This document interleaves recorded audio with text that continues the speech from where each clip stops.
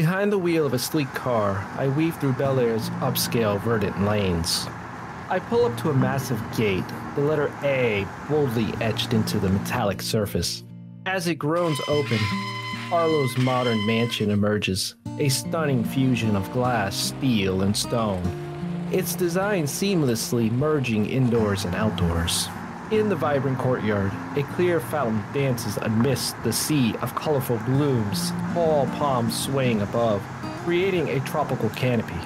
Opening the front door, coffee for Arlo in hand, I step into a bright, expansive foyer. The gleam of the polished marble underfoot mirrors the chandelier's glow above, while a striking artwork on the wall commands attention. The living room effortlessly blends luxury and comfort. A sprawling, neutral-toned sofa, dotted with colorful cushions, faces floor-to-ceiling windows revealing the LA skyline. A grand fireplace lends a cozy ambience. Off to the side, a high-tech home theater showcases Arlo's cinematic triumphs, its shelves adorned with Oscars and other tributes to his career. Arlo enters from the kitchen, catching my attention as I stand, coffee in hand. Did someone order a latte? Oh, God, thanks. I need that. Billie walks over. Arlo takes the coffee. You know, I've been thinking of opening a coffee shop. Really? Why's that? Well, I figure it's a grounds for a success. Arlo shakes his head. What's up, bro? It's all good. You should learn new slang. I tried learning some new slang, but it's just not lit. Am I using that right? Arlo takes a sip of his coffee. Guys, you should know that climate change is killing us. We won't survive on Earth for much longer unless action is taken. I'll ask, what are you talking about? There's this article in the LA Times talking about how the planet is a few decades away from dying. It's riveting. Riveting? Billie, the only thing riveting about that article is that it put me to sleep faster than my insomnia medication. Also, why are you always talking to us about climate change? It's like, enough. I mean, find people who actually care about that shit. I mean, we're obviously not that people. We don't care. Right. Well said, Arlo. Billie picks up a box of cookies from the dining table. How am I meant to meet like-minded people when I'm always working? Well, aren't there Facebook groups you can join, or, I don't know, some protests you can go to? Yeah, Billie, you should start your own Facebook group. Call it Climate Change and Cookies. You've already got the cookie part down. It wouldn't be the same. Billie takes a bite of the cookie. You know, Billie, if you're really worried about climate change, you could start by not eating those cookies. I mean, the methane emissions from cows used to make the butter are just contributing to global warming. Anyway, that article must have been fun for us to still be discussing it. Guys, I have some ideas on how we could prevent more damage from being done on this planet. Can I run them by you? No. Hell no. We don't care. Please, I wrote them down. Billie picks up her notebook. Sis, I know you're a climate change nut job when you're not here, but give it a rest. We're in the company of a movie star. He doesn't want to hear this crap. I want to save people's lives. How can you call me nuts? I'm Florence Nightingale. Florence Nightingale, huh? Last I checked, she didn't have a cookie in her hand while she was saving lives. Also, it's only a minute later, and we're still discussing climate change. I mean, that's gotta be a new record for us, so well done, Billie. Billie throws the notebook on the couch. Well, there goes another tree. So much for saving the planet, huh, Billie? I wish I had better friends to talk about this stuff with. You two suck. We know, and we like ourselves even more for disappointing you. Jerks.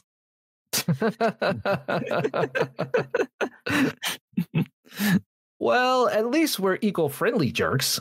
We recycle our jokes. Oh, hey, are we all set? Yes. Jackson will pick us up at 7.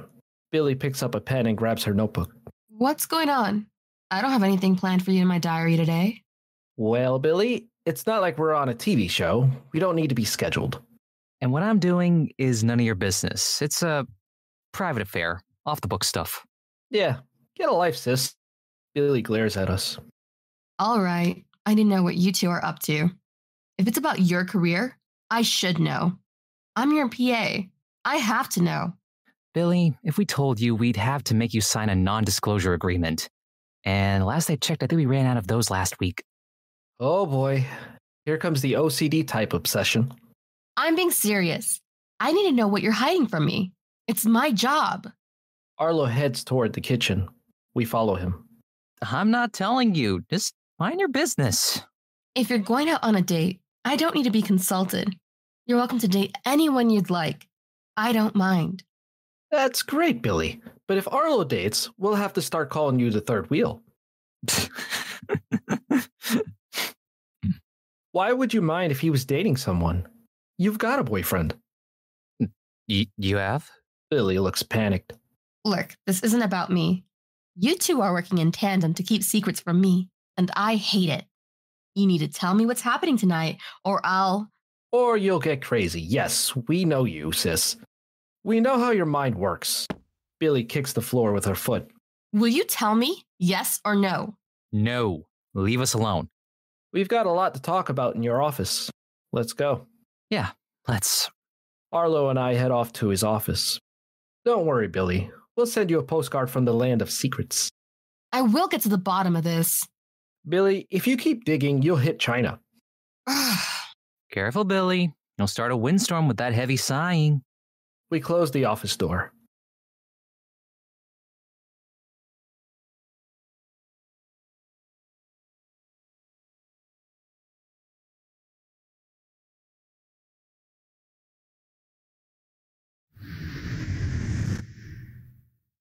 Billie holds a bag of muffins as she heads to Arlo's office door.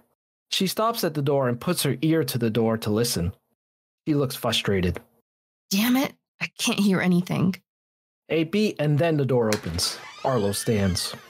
Billie, if you press your ear any harder against that door, you'll end up on the other side. What are you talking about? I just got here. I brought you some muffins to go along with your coffee. Thanks. But next time, could you bring some peace and quiet instead? Arlo takes the muffin bag, but Billie won't let go of the bag. Come on, Billie, are you holding those muffins hostage? Because it feels like we're in a muffin standoff right now. Sis, we're kind of busy right now. Can you come back later? I can help you. I'm a superb organizer. Use me. Let me be a part of this. No. Billie, the only organizing we need you to do right now is you organizing your way out of here. Fine. Suit yourself. It's your loss. Billie heads off. Arlo shuts the door. Billie races back to the door and puts her ears to the door. The door opens. I stand. Billie, you're like a mosquito at a nudist colony. You're really starting to bug us. I was heading for the bathroom. God. Well, last time we checked, the bathroom wasn't in our office. Billie heads off, shaking her head. I close the door.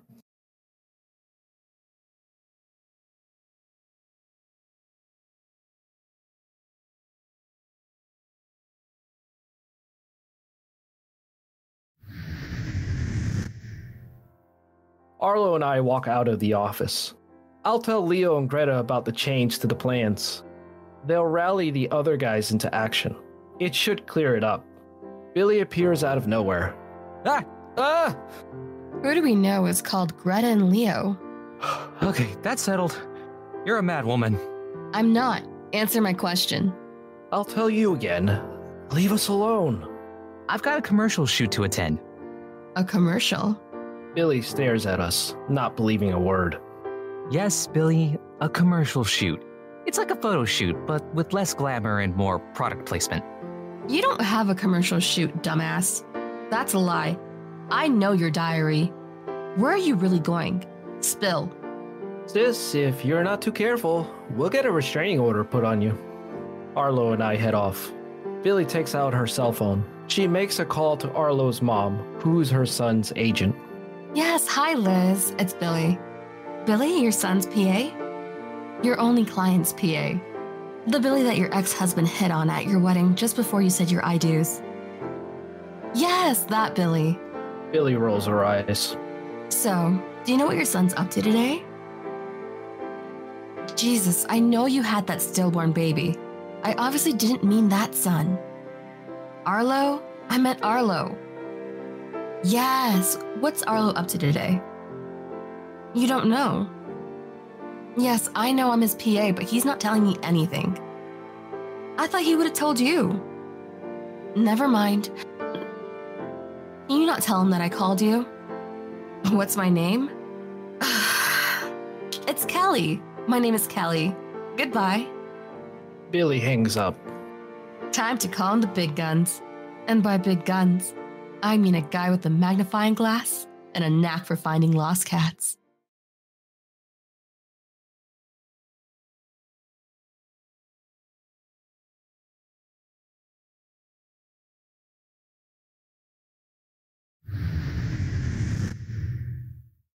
Arlo and I enter the house. I shut the front door. We see Billie sitting on the couch with her feet up on the coffee table while reading The Hollywood Reporter. We walk over. It says here by 2050, half of the world will be underwater.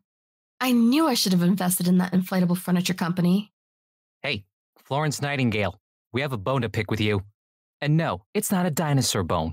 Although your actions are starting to feel prehistoric. Did you not hear me? Earth is dying. We have to act. We have to act now. You've got some explaining to do. What? What are you talking about? We know what you did. Yeah, but I don't know what you're talking about. I'm confused. You hired George Best, who's a private investigator, to watch me. I mean, I know I'm good looking, but come on, this is a bit much. What? That's bullshit. George told us, Billie. Billie starts to panic. I'm not saying another word until I get a lawyer and a muffin. I need a muffin for this kind of stress. This isn't a game, Billie. Well, unless it's hide and seek, because you're really good at hiding the truth. Yeah, well, George had no right to tell you what was happening. George was looking out for Arlo's best interests, considering my wife works for George, and she's Arlo's sister. Explain to us why you're so absorbed in finding out what is happening. I shouldn't have to be this fixated. I'm your employee, not your detective. But here I am, playing Sherlock Holmes without a Watson. You should just tell me what is going on in your life. He'll give you the information in due time. You have to show a level of patience. It's like waiting for a good joke. Sometimes it takes a while. Yeah, well, I need the information now. I'm like a microwave. I need things fast and hot. You're frustrating. Look, a good employee needs tools to do her job effectively. I mean, who knows what you could be doing behind my back? I have to make sure I'm limiting any damage you might cause to Arlo's career. Why? Because it's my frickin' job. Look, we can't keep having this debate. It's like arguing about pineapple on pizza. It's never ending. How about we compromise? We'll tell you what we're up to in a few hours if you promise to leave us alone now. No, that won't work for me. I need to know now. You need to spill it now. Arlo, I need to head home to make sure that someone's home to receive my suit. Billie, I mean this in the most enduring way possible, but please, stay out of our business. I mean it. I head towards the front door. I open it and exit. Just tell me. No, that's that. I need a shower. Arlo exits. The doorbell rings. Billie answers the door. Arlo's driver stands at the door. Billie? Wow, you look stunning today. Thank you, Jackson. You're always a gentleman. How come we haven't hooked up? Is it because I snore? I'm a happily married father of 3. I knew there had to be a reason. Anyway, I picked up Arlo's suit for the party. Oh, I meant to be his +1, but he won't tell me where the party is. For a good reason, I imagine. What do you mean? Jackson looks uncomfortable. Okay, look, don't tell anyone I told you this, but Arlo's taking you to Jenna's house. And no, it's not a surprise party. At least, I don't think so. Do we know her, Jenna? Is she the one with the pet iguana? Jackson wants to escape badly. Just tell me already. Jenna is your boyfriend's ex-girlfriend, Billie. She's the one you stole him from? But look, don't worry. I heard she's over it. Mostly. The bastards. All right, that's my cue to go. Have a fun night. Jackson quickly heads off. Arlo, I'm going to kill you.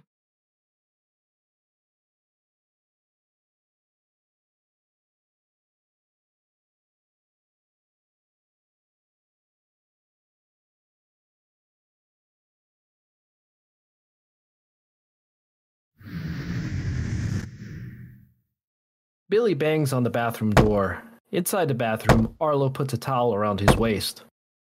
Open up, Arlo. This isn't a submarine. You can't just lock yourself in. Arlo walks to the bathroom door and opens it with a smile. This couldn't have waited. I was just about to start my shower karaoke session. I don't know. Could it? Why am I sensing tension in the air here? Did someone forget to water the peace lily? Don't make me hurt you, Arlo. I've been practicing my wrestling moves.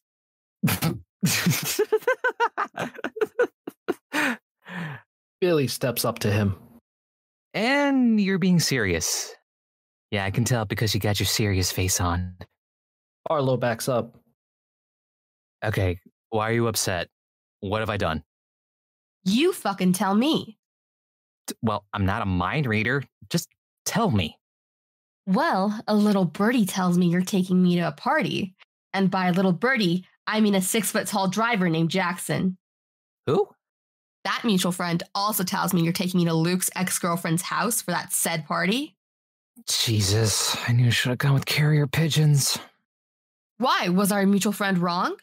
Because I'll tell you now, he better be, or you're a dead man walking. And not in the cool zombie way. Look, it's not what it seems. It's like a magic trick, but with fewer rabbits and more misunderstandings. What's it meant to look like? I can't say. It'll spoil the surprise. What surprise? You taking me to Luke's ex so she can what? Look, Jackson got his wires crossed, and here's why. I wasn't taking you to Jenna's house. You weren't? So what the hell is going on here? There are more twists in this story than in a pretzel factory. Look, I can't say what's happening. It's basically like trying to explain the plot of a David Lynch movie. Really hard. Where are you taking me? To a secret lair? A hidden treasure? The world's largest ball of yarn? Or maybe a surprise trip to the dentist? To your mom's house, but I really can't say why. And no, it's not for her famous lasagna. Then why would Jackson bring up Jenna unless you're trying to pull a fast one?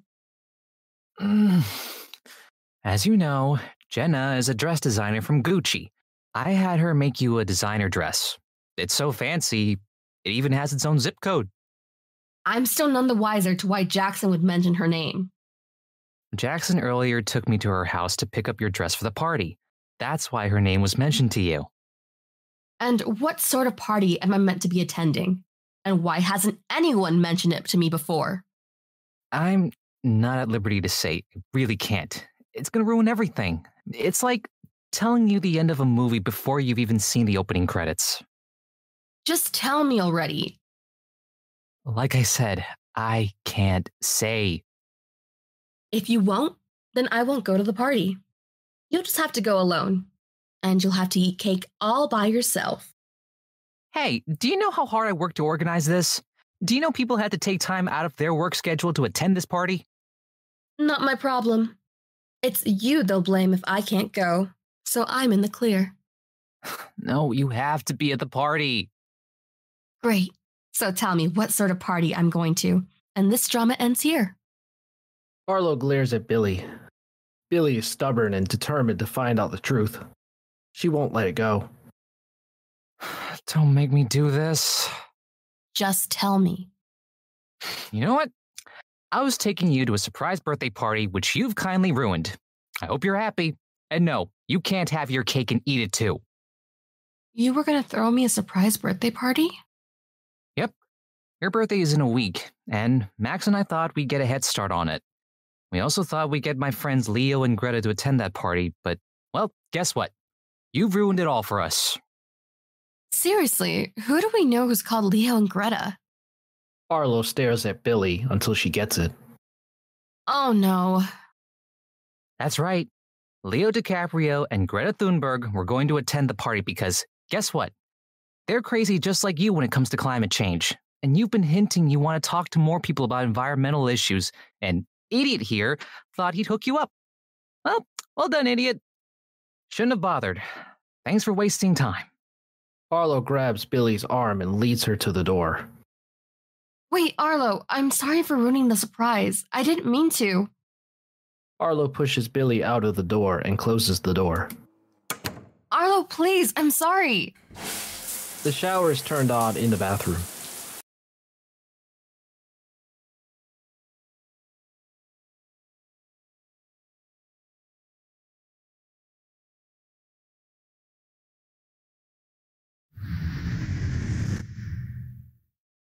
I'm dressed in a suit as I walk into the house. Billie sits on the couch, fretting. Arlo enters in his suit. I'll be in the car. And no, it's not a self-driving one. So hurry up. Arlo, wait, let me just... Arlo walks to the front door. He opens it and exits. Let me guess. You use your superpower of relentless nagging on Arlo. Yep, I'm just that stupid. I could probably win a gold medal at the Jumping to Conclusions Olympics. I take a seat beside Billie on the couch. You just couldn't let it go. Don't rub it in, okay? I know I messed up. Enough already. How are you going to fix this? Time machine, memory eraser, skywriting an apology? Billie scratches her head and shrugs. I want to apologize, but Arlo won't hear me out. He's got his noise-canceling anger on. There's a dress in Arlo's bedroom which he got Jenna to make for you. Why don't you go and put it on? You want me to still come to the party? You're the guest of honor. We have no choice. But you have to be there. It's not like we can replace you with a cardboard cutout. Billie gets up from the couch. Maybe Arlo will let me apologize on the way to the party.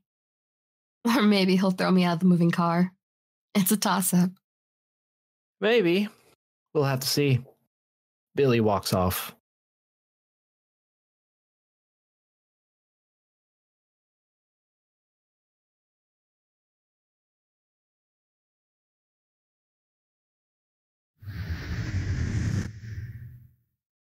Arlo and I are sitting in the car. Billie walks over to the passenger door and knocks on the window.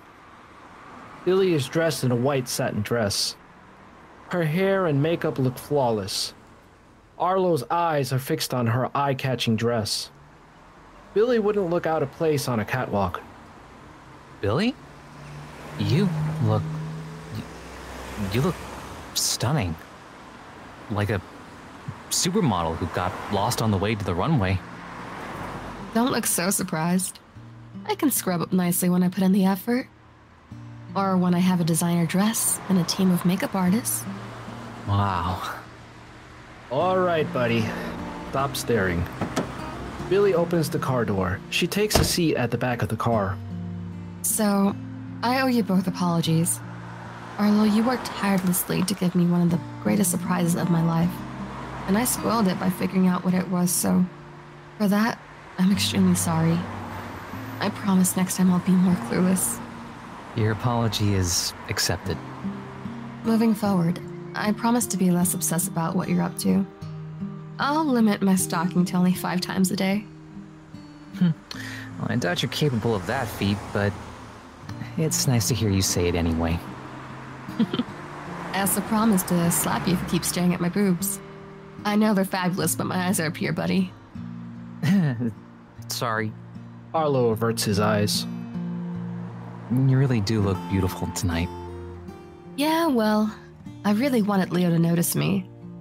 It's safe to say he'll be doing that. I mean, who can resist this level of hotness? You'd have to be a rock. He won't be staring at you. I'll be surprised if Leo got near you. Why do you say that? Why? Because I have a feeling Arlo's going to want to keep you all to himself. Isn't that right, buddy? He's already marked his territory. Arlo just stares at Billie without talking. That's it. I'm slapping you. And not in a playful, flirty way. More like wake up, you're drooling way. Billie playfully slaps Arlo on the shoulder. You two are so cute together. I see chemistry around you. Like a high school science experiment about to explode. What? Are you seeing things? Did you hit your head? Jackson starts the car and pulls away. At this awkward but sweet moment, we sound out.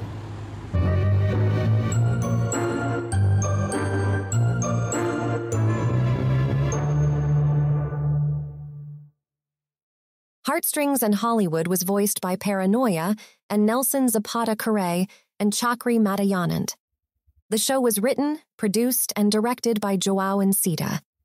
If you enjoyed this episode, please share this episode with family and friends. That Love Podcast is active on X and Instagram at That Love Pod and Facebook at That Love Podcast. Thank you for listening.